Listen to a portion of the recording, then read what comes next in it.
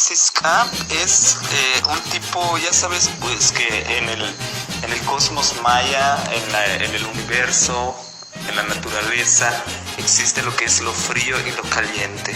Entonces, cuando impera una energía, pues hay un desequilibrio. Entonces, cuando hay un Ciscap es alguien, su nombre lo indica en maya, que tenga una energía fría.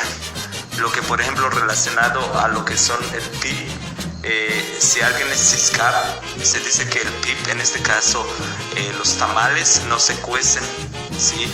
Y también se comenta de que cuando se hace lo que es el PIB, mayormente, o sea, de preferencia que esté lo que es una persona, o sea, la que la va a enterrar, la que hace el PIB para enterrarla, porque uno no sabe cuándo va a ver una persona Ciscap si está en grupo.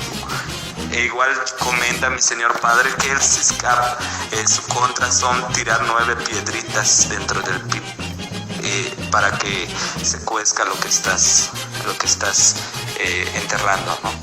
El PIB prácticamente es una técnica de cocción en nuestro estado, en nuestra península, en nuestras tierras mayas,